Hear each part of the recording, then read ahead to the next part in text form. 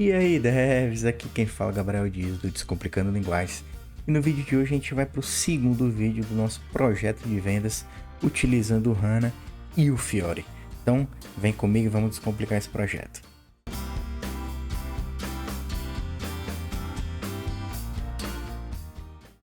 Bom, nessa aula, o que a gente vai fazer? A gente vai criar duas estruturas já deixar pronta, que é a estrutura de parceiros, que é a tabela 000. E a gente vai criar também a tabela 001. A gente vai deixar logo essas duas prontas, o parceiro e o produtos. E na próxima aula a gente faz vendas e vendas itens. Com essas quatro tabelas, a gente consegue criar todo o nosso projeto. São tabelas bem simples, não tem não tem muita dificuldade, mas eu vou procurar explicar para quem está iniciando também, para conseguir entender o processo inteiro, beleza? Então vem comigo, vamos lá para o SAP, vamos descomplicar esse negócio. Bom, estamos aqui no SAP, um dos pré-requisitos do curso é que você tenha acesso ao ambiente HANA. A gente do canal não tem como disponibilizar para vocês um servidor, então eu parto do princípio que vocês têm acesso a um servidor HANA. Esse ambiente SAP que eu estou no momento apresentando aqui para vocês é o HANA mais atual que tem. E vamos lá, vamos criar nossas estruturas. Eu deixei aqui no bloco de notas para facilitar para mim a parte de parceiros e produtos, beleza? Então a gente vai lá. Assim como no SCC, o HANA não muda, a SE11 é a mesma e estamos aqui, não vai mudar absolutamente nada. É como se cria uma tabela no SCC, beleza? Então aqui a gente vai dizer que a nossa tabela é a 000. E eu coloquei um prefixo aqui, Z, DL de Descomplicando Linguagens. Aí você pode colocar o seu nome, eu poderia até colocar aqui GD, né, de Gabriel Dias. E o T de Table 000, beleza? Eu vou só substituir, vou colocar Y para criar os objetos locais, né? Pra gente não vai, eu não vou transportar isso. Mas caso você queira, você pode colocar o Z aí. Então eu vou colocar o Y, DL, T de Table 000. Então eu vou criar a nossa tabela. Primeira tabela. Então aqui eu vou criar a tabela de parceiros, né? Então eu vou colocar aqui, ó, parceiros. Tabela de parceiros. Bom, beleza. Falando um pouquinho sobre a classe de entrega. Costumo colocar a classe A, que é a classe de aplicação. As mais comuns que nós temos é a A e a C, beleza? A A geralmente se utiliza para os dados mestres, tabelas de parametrização e etc. A C é um tipo de tabela customizing, onde geralmente se pede request para transportar dados. Então, quando você quer que uma tabela exija uma request para você conseguir controlar esses dados que vão estar nela, você coloca como tipo C de customizing.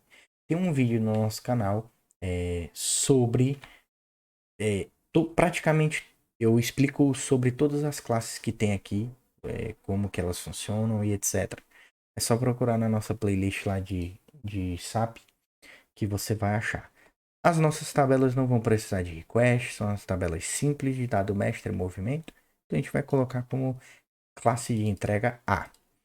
Aqui nós vamos colocar a exibição e atualização permitida para que possa ser modificado os dados dela sem nenhuma restrição. E vamos aqui para os campos, ok? Quando nós falamos de campo, de tabela, a gente tem que pensar como é que a gente vai dividir essa tabela. Geralmente nós colocamos a primeira coluna como mandante. Por quê? Porque a tabela passa a ser dependente de mandante. Ou seja, se eu posso criar tabelas sem o mandante, sem problema nenhum. A questão é que, se você tiver vários mandantes, nesse caso do ambiente que eu estou, eu tenho um ambiente 100, 200, 300, 400. Se eu tiro isso, todos os mandantes vão compartilhar o mesmo conteúdo de tabelas, certo? Nesse nosso caso, nem precisaria, mas eu vou colocar que é para você ficar de olho Porque geralmente a gente coloca o mandante, ok? Então vou colocar lá como requisito inicial o mandante, sempre como chave e não permitindo valores nulos. Vamos lá para o código, né? Então vou colocar aqui, ó, código. Eu não vou colocar código, eu vou colocar parceiro. Também chave e não pode ser vazio. Nesse caso ele vai ser o guide, certo? Como é que funciona essa questão do guide? Se você teve, se você fez ciência da computação ou alguma graduação relacionada, você aprendeu que existe no banco de dados cadeira de banco de dados da ciência da computação, que existe o identity, né? O auto-identity do SQL, onde você consegue gerar números sequenciais diretamente pelo banco, certo? Porém, a gente sabe que números sequenciais são falhos na hora de segurança. É porque se você for passar algo em links, URLs que façam ali um front-end, você perde um pouco da segurança. Se você colocar algo sequencial, é muito fácil de um hacker conseguir descobrir qual é o próximo número da sua sequência. Se você está mandando um código 7, ele vai saber que tem um 6 ali, já que você tem um 7. É meio óbvio que vai ter algum código, um 8, ou um 6, um 5 e etc. Quando você passa um hash, que é é um conjunto criptografado de dados, você passa a ter um pouco mais de segurança e aí a pessoa que interceptar aquela mensagem não vai ter total certeza de qual é o próximo ou o valor anterior, beleza? Dentro do SAP, nós temos uma função, vou acessar esse 37 aqui, chamada Guide Create. Essa função é uma função que vamos utilizar dentro do nosso código para poder gerar o código. E aqui ele até mostra, ó, essa função você pode chamar de dentro do seu código e ele vai retornar três valores possíveis. Um guide de 16, 22 e 32 caracteres. Então você pode escolher. No nosso caso, eu vou escolher um guide de 16. Aí você me pergunta, mas o que é o guide, né? O guide, como eu falei, essa questão do sequencial, ele nada mais é do que um hash que o SAP cria aqui de forma aleatória e não repetida. Ou seja, você pode utilizar ele como chave de suas tabelas e utilizar essa mesma função para gerar qualquer identificador que você queira, porque nunca vai se repetir, ok? Então a gente vai até utilizar essa função dentro do nosso código, mas o tipo de dados que a gente vai utilizar é o guide 16.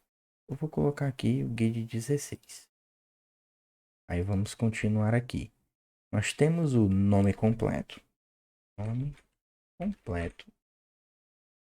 Não precisa ser chave, até porque a chave é só o código do parceiro. E aqui eu coloquei um SHA-50. Você pode até utilizar aqui o, o tipo da própria SAP, que é o SHA-50, como você pode utilizar o name1. Também é um tipo de dados que existe também na LFA1 e etc. São 30 caracteres, mas no nosso projeto não vai ter problema. Não tem problema mesmo. Tipo do parceiro vai poder ser cliente ou vendedor. Então a gente vai preencher lá na tabela, sei lá, com C e com V, ok? Então aqui eu já coloquei que a gente vai criar o primeiro elemento de dados do nosso projeto. E já vou atrelar um domínio, que é para você entender exatamente que a gente vai fazer essa restrição entre cliente e vendedor. Só vai poder preencher se for um dos dois, porque o parceiro tem por obrigatoriedade o preenchimento do tipo de parceiro. Eu vou colocar tipo parceiro. Vou vir aqui e vou colocar lá o nome da nossa do nosso elemento de dados. Como é que eu compus o nome dele? Y, que é um objeto local, DL de descomplicando linguagens, EL de elemento de dados e o 000, que é o sequencial da gente. Duplo clique em cima, criar. Vou criar como objeto local. Vou criar ele. E aqui eu vou colocar, ó, tipo parceiro. Ok? Aqui eu tenho que dizer um domínio, ou seja, o que tipo de dados é ele. Eu poderia muito bem colocar aqui um char de uma posição e receber o C ou o V aqui. Colocarei aqui tipo parceiro. Ixi, quebrou tudo aqui.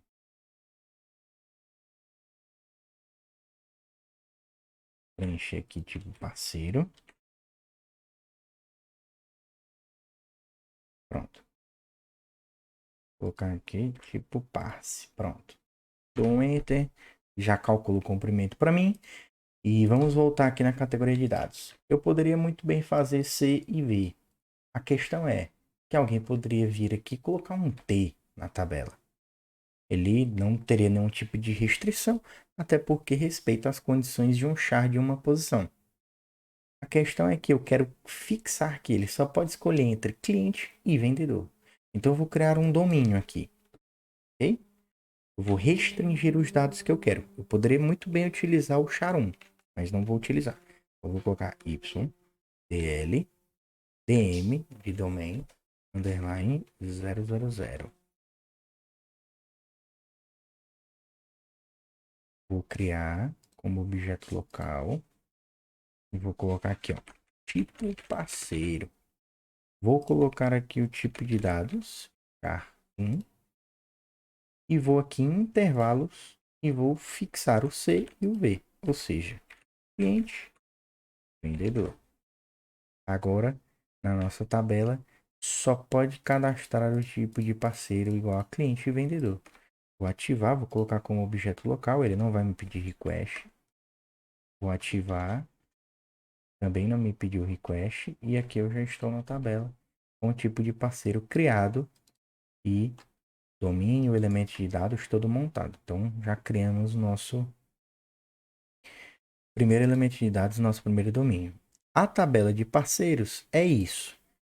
Para que eu consiga ativar, eu tenho que colocar as configurações técnicas. Eu vou colocar aqui APPL0 e 0, porque não vão ser tantos registros assim. APPL0 quer dizer dados mestres e tabelas transparentes.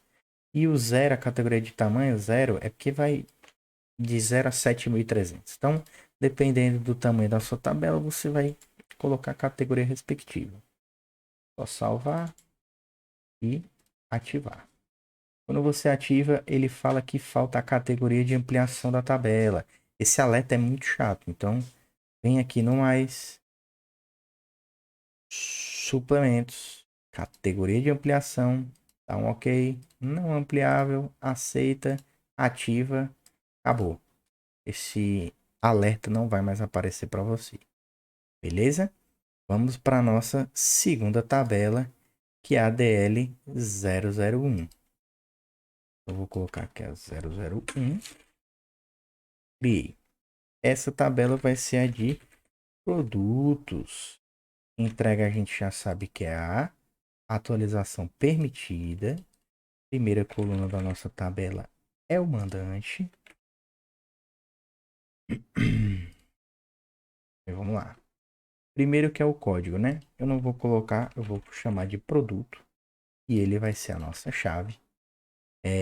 O nosso produto, poderemos utilizar o guide também. Mas vamos utilizar o MATNR. Para quem não conhece, é o elemento de dados da SAP Standard que armazena o código do material, que é o da MM, do módulo de MM do SAP. Descrição,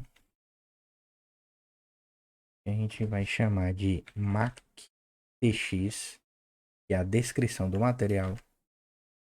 Não precisamos respeitar exatamente o que está aqui. O tipo de dados, você vê que é 40, mas não tem problema. Não tem problema. Falando aqui de valor, vamos colocar aqui o valor, WRBTR, deu um ok, é um montante. Vamos aqui colocar a moeda.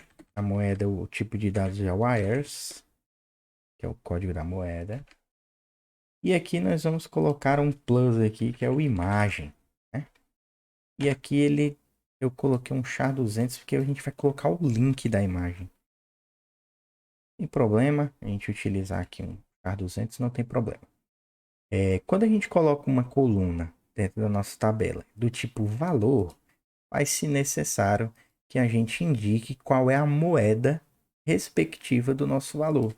Então aqui é só eu repetir o nome da nossa própria tabela e o nosso campo que é o moeda, certo? Então tá aqui o moeda, tá aqui nossa tabela e o nosso campo que ele vai poder fazer o link, porque o SAP consegue fazer esse tipo de conversão, tá? Quando a gente for entrar nas CDS, eu posso mostrar que tem como a gente fazer as conversões dependendo do tipo de moeda que a gente quer exibir. Tem a moeda do cadastro e tem a moeda de conversão na hora da exibição. Pode ser que um usuário de outro país esteja acessando o seu app e você queira mostrar a moeda local convertida. Você consegue fazer isso através daqui. Eu vou ativar. Vou colocar a categoria aqui. Vou salvar. Vou voltar. Ele vai dar o alerta também da ampliação. Vou lá em mais, suplemento, categoria de ampliação. Cliquei em não ampliável e vou ativar. Feito isso, o vídeo fica por aqui. Temos nossas duas tabelas criadas. Nossa tabela de parceiros, nossa tabela de produtos. Vamos, no próximo vídeo, criar de vendas e vendas itens. E vamos popular elas com alguns registros fictícios. E aí a gente já entra nas CDS para a gente conseguir criar os nossos primeiros apps utilizando Fiori Elements. Valeu, ficamos por aqui. Até o próximo vídeo.